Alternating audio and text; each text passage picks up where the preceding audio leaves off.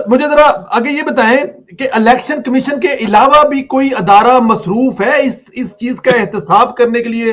तोशाखाना वाले केस को कोई अदारा देख रहा है या खाली इलेक्शन कमीशन ने इसको इनपुट नैब दिया? देख रहा है। अच्छा, नैब देख रहा है इसको? इसकी नैब ने इन्वेस्टिगेशन शुरू कर रखी है।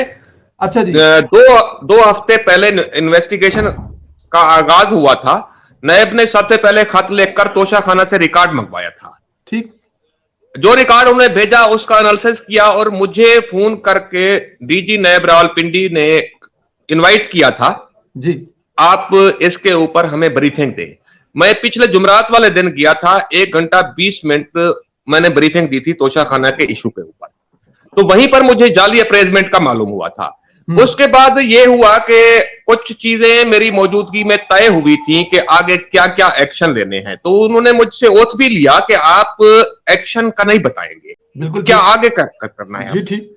ठीक है सर। और फाइल का कंटेंट भी उन्होंने कहा था कि आप नहीं बताएंगे। ठीक। ठीक है। अच्छा, उसके बाद यह हुआ कि जो एक्शन तय हुए थे वो आज से कोई 4 दिन पहले उसके मुताबिक नैब की टीम ने तोशाखाने के ऊपर छापा मारा, वहां मौजूद गिफ्ट भी चेक किए और जो रिकॉर्ड था और जो रिकॉर्ड है वो इमरान खान के ताइफ का रिकॉर्ड उन्होंने कॉन्फिस्केट किया। अच्छा, उसको मजीद एनालिसिस करने के बाद कल मुझे बुलाया था। मैं कल दोबारा गया था वहां पर, 1 घंटा में हमने बैठकर नए रिकॉर्ड के मुताबिक डिस्कशन की है, उसके ऊपर कंसल्टेशन हुई। अब मजीद कुछ एक्शन तय हुए हैं और हालांकि मेरे पास एक बहुत बड़ी खबर भी है। अगर मैं गैर जिम्मेदार होता तो शाहजेब खानजादा साहब ने जो खबर दी है इससे बड़ी खबर मेरे पास है, वो अभी मैं नहीं दूंगा।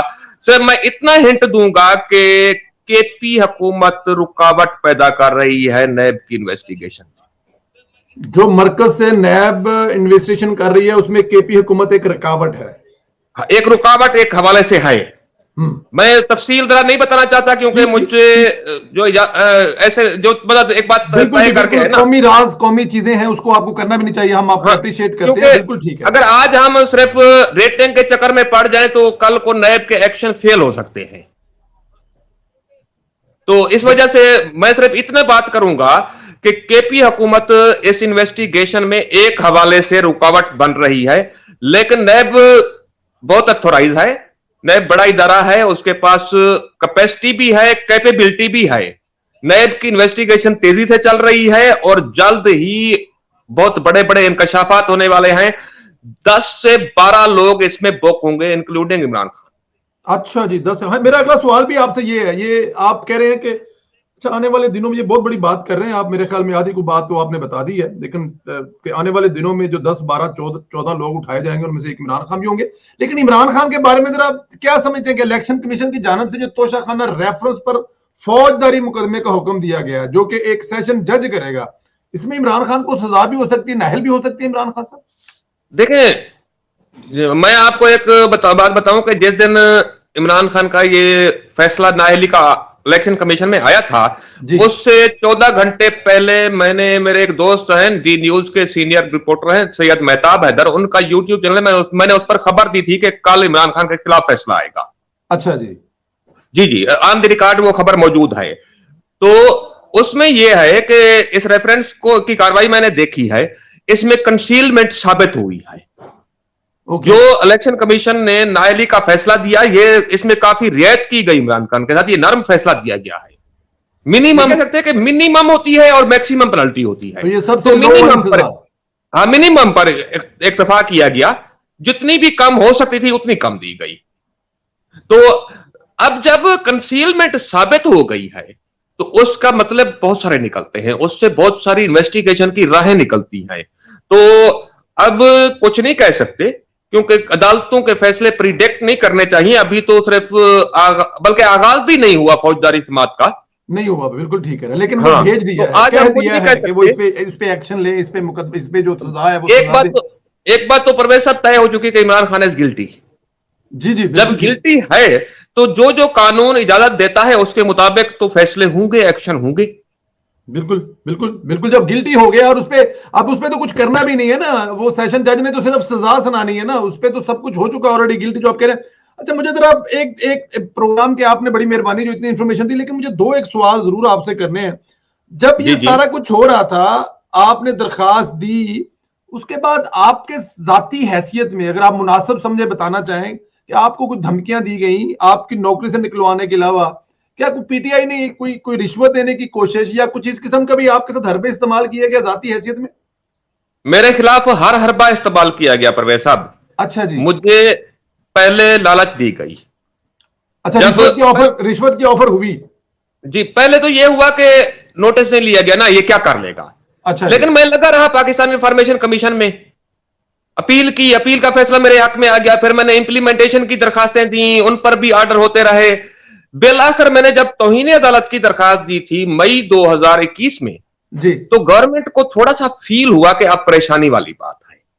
तो जून में पाकिस्तान इंफॉर्मेशन कमीशन ने 8 जुलाई 2021 के लिए शोकाज नोटिस जारी किया था और सेक्रेटरी कैबिनेट डिवीजन ने पेश होना था उसमें, असालतन बिल्कुल इन ठीक। पर्सन पेश होना था।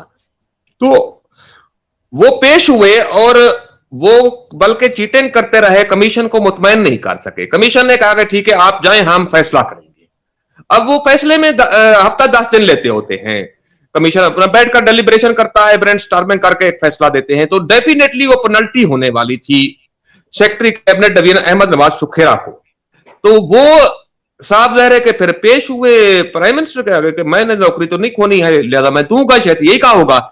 तो हुआ यह कि एक दिन मुझे फोन आया, तो वो पीएस ने कहा कि जी secretary cabinet division Ahmad Nawaz Sukhera साहब आपसे बात करना चाहते हैं। मैंने कहा बात करवाएं। तो वो लाइन पर आए तो उन्होंने कहा कि भाईजान बात यह है कि आप तो मेरे छोटे भाई हो, क्योंकि अच्छा मेरा जी। ताल्लुक था उनके साथ। साहब जरा मैं इकानमी बीट का जर्नलिस्ट हूँ, रिपोर्टर हूँ। तो वो सेक्रेटरी प्राइवेटाइजेशन थे, सेक्रेटरी कॉमर्स थे, फिर सेक्रेटरी इंफॉर्मेशन भी रहे, तो एक ताल्लुक तो होता है ना। ठीक। तो उन्होंने कहा कि जी राणा साहब मैं आप के साथ चाय पीना चाहता हूं, आपको मैं इनवाइट करता हूं, मेरे ऑफिस तशरीफ ले आए। अच्छा तो जी। मैंने कहा ठीक है, जाना चाहिए। मैं हमेशा जो भी मुझे बुलाता है एक बार मैं जाता हूं। ठीक।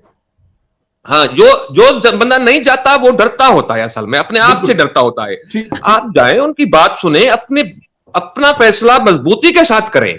मैं इसी तरह किया, मैं चला गया अगले दिन जाकर। उसने बड़ा हाई टी का, मैंने चाय का कप खाली, दो दो बिस्किट मेरे ऊपर हलाल है, अच्छा जी। मुंह में नहीं उठाए थे। अच्छा। अच्छा जी। तो मुझे सुगरा साहब कहते हैं कि यार राणा साहब बात यह है कि आप मेरे छोटे भाई हो। कल पीएम ऑफिस में मीटिंग हुई थी तो प्राइम मिनिस्टर भी मौजूद थे। मुझे principal secretary to PM Azam Khan ने कहा है कि ये मामला बिगड़ता जा रहा है, तो सुगरा साहब आप एट एनी कास्ट, अच्छा जी। ये उसने, हाँ उसने थोड़ा जोर देकर कहा था जी कि जी जी। एट एनी कास्ट इस मामले को खत्म करवाएं, फिनिश ये करवाएं। धमकी, धमकी टाइप जिसे कहते हैं। हाँ, नहीं नहीं, वो कैबिनेट सेक्रेटरी को आजम खान ने कहा। जी जी जी, एट एनी कॉस्ट का मतलब यही होता है कि हर हाल में इसको हैंडल हर करें। हाल। अच्छा, मुझे सुखेरा साहब कहते हैं कि आप मेरे छोटे भाई हो, मेरी खातिर आप इसको विथड्रा कर लो। ये जो जितनी आपकी एप्लीकेशनें पेंडिंग हैं इनको आप विथड्रा कर लो, आप जो मांगोगे मैं दिलवाऊंगा। ठीक। अच्छा जी। हाँ हाँ, ये जो ऑफर की मांगोगे उन्होंने, ये बकायदा जी, तौर पे ऑफर की उन्होंने कि जो आप कहोगे मैं आपको उनसे दिला दूंगा। हाँ जो मांगोगे मैं दिलवाऊंगा। अच्छा, मैंने कहा सुखेरा साहब बात यूं है कि ठीक है आप भाई हैं, तो मेरी भी एक रिक्वेस्ट है कि आपके पास ये फाइल है इमरान खान के तायब की, जी। आप मुझे चुप करके फोटो कॉपी करा दे फाइल की। ठीक है। मैं सोर्स कभी भी ओपन नहीं करूंगा, आप जानते हैं हम जर्नलिस्ट लोग सोर्स ओपन नहीं करते हैं, मर जाएंगे नहीं बताएंगे। ठीक। आपका नाम नहीं आएगा, मैं ऑन दी रिकॉर्ड विथड्रा कर लेता हूं, आप ठीक। मुझे फाइल की कॉपी दे दे। ठीक। तो वो एकदम उछल पड़े और कहा कि नहीं ऐसा तो नहीं हो सकता, प्राइम मिनिस्टर जानता है कि फाइल मेरे पास है, मेरी कस्टडी में है, ठीक। वो कैसे होगा। तो फिर मैंने सुखेरा साहब से कहा कि देखें बात यह है कि right of access to information act में वाज़े तौर पर एक स्पेशल क्लाज मौजूद है जिसमें लिखा गया है कि पाकिस्तान इंफॉर्मेशन कमीशन के फैसले पर अमल दरामद करते हुए जो भी ऑफिसर इंफॉर्मेशन देगा उसके खिलाफ गवर्नमेंट कोई कार्रवाई नहीं कर सकेगी। मैंने कहा बिल्कुल आपके ठीक। पास सेफ गार्ड मौजूद है, आप डंके की चोट पर मुझे दे दें इंफॉर्मेशन, जी। आपका कोई कुछ नहीं बिगाड़ सकता। तो वो हंसने लगे, कहते हैं नहीं आपको नहीं पता कि ये लोग किस तरह इंतकाम लेते होते हैं। तो मैं मतलब एक छोड़े इस बात को।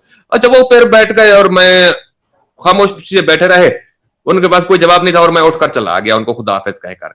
उसके बाद फिर मुझे ऑफर नहीं हुई, फिर मेरे साथ इंतकामी कार्रवाइयां शुरू हुई। मेरे घर के ऊपर एजेंसियों के लोग 2-3 मरतबा आए। एक बार कुछ खवातीन आई थी, उनका एक सिविल एजेंसी से ताल्लुक था और उन्होंने बहाना बनाया कि हम डेंगी सर्वे कर रहे हैं और आपके घर में सफाई चेक करना चाहते हैं, और वो वहां पर आकर घर की वीडियो बनाती रही, फोटो बनाती रही। मैं उस वक्त इत्फाकन सोया हुआ था, सुबह 10 बजे का टाइम था, मेरी वालदा थी घर पे। अच्छा, वो और एक सवाल पूछती रही उनसे, एक खातून के, आपका बेटा क्या करता है, किस सियासी जमात के साथ है, किस वक्त घर से जाता है, किस वक्त घर से वापस आता है, मुझे बताइए इन सवालात का क्या ताल्लुक था डेंगी सर्वे के साथ? बेटे का अच्छा, वो डेंगी से, डेंगी हाँ, बेटे से पूछ के घर से आएगा या निकलेगा? अच्छा, इस दौरान मेरी आंख खुल गई। अच्छा जी, मेरी आंख खुल गई थी। मैंने उनसे पूछा कि आप कौन हैं? हाँ, उन्होंने कहा कि जी हम लेडी हेल्थ वर्कर हैं, हम डेंगी सर्वे करने के लिए आए हैं। मैंने कहा अपने कार्ड शो करें। अच्छा, उनके पास कार्ड नहीं थे। मैंने कहा कोई लेटर, कोई चीज, जिससे तो आप पता उनके लगे। पास कोई, हाँ, कोई लेटर, कोई कार्ड, कोई चीज नहीं थी। तो मैं चाहता तो उनको रोक सकता था, 15 को कॉल कर सकता था, लेकिन मैंने सोचा कि ये 3 नौजवान खवातीन हैं और अगर ये मतलब एक इशू इन्होंने क्रिएट कर लिया तो उल्टा मुझे न फंसा लें कि जी हिरासमेंट कर रहा था, जी इस जी तरह जी का जी इशू ना क्रिएट हो जाए, इसलिए मैंने उनको घर से जाने दिया। उसके बाद मैंने तस्दीक की और एक इदारा है इंडिपेंडेंट उर्दू, बहुत बड़ा इदारा है, उन्होंने जी जी जी, तस्दीक की थी, उन्होंने खबर छापी थी कि एग्जीक्यूटिव डायरेक्टर NIH को कोट करते हुए बताया था कि पाकिस्तान भर में उस वक्त कोई डेंगी सर्वे नहीं हो रहा था। ये हुआ। इसके अलावा इन्वेस्टिगेशन करते रहे मेरी एक सिविल इंटेलिजेंस एजेंसी, और फिर कुछ लोग, मशकूक लोग मेरे घर पर गए थे। मैं घर पर नहीं था, मेरी वालदा को जाकर धमकियां दी थी कि उससे कहें जो काम कर रहा है इसको छोड़ दे, नहीं तो आपके घर पर लाश भी आ सकती है। अल्लाह, इस हद तक कहा गया। इसके अलावा हम एक बार, मेरे राजनपुर के दोस्त आए हुए थे, तो हम सवात गए चक्कर लगाने के लिए, तो सैदो शरीफ में PTI के लोगों ने हमारे ऊपर हमला किया था और हमें जख्मी किया था। हमारी FIR भी दर्ज नहीं होने दी थी। वो PTI का मिनिस्टर है सुबई शौकत यूसुफजई, उसने SHO को फोन करके रोक दिया कि FIR दर्ज नहीं करनी। हम तो वहां पर प्रदेशी थे, हम कितने दिन ठहर सकते थे, तो हम वापस आ गए। ये भी हुआ है, मेरी नौकरियां भी खत्म करवाई गई। इसके अलावा ये हुआ कि परवेज साहब, मेरे वकील हैं राना आबिद नजीर जी एडवोकेट, जी, तोशाखाना केस में हाई कोर्ट के, उनके चैम्बर पर 2 मरतबा चैम्बर के दरवाजे और जो नेम बोर्ड होता है उस पर स्याही फेंकी PTI वालों ने, और सीधा सीधा मतलब ये एक थ्रेट था कि जी तुम्हारे जी साथ क्या हो। जी जी जी जी जी जी, ये भी हुआ। इन्होंने इवन के उस जज को भी नहीं छोड़ा जो केस सुन रहा था इस्लामाबाद हाई कोर्ट में।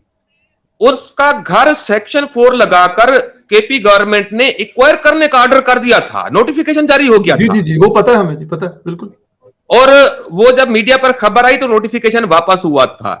ये भी किया। और मैं आपको बताऊं कि सर, मैं अभी तक PTI की इंतकामी कार्रवाइयां बर्दाश्त कर रहा हूं। एक तो इस शक्ल में कि कहीं पर भी मैं अप्लाई करता हूं किसी मीडिया के इदारे में, TV चैनल या अखबार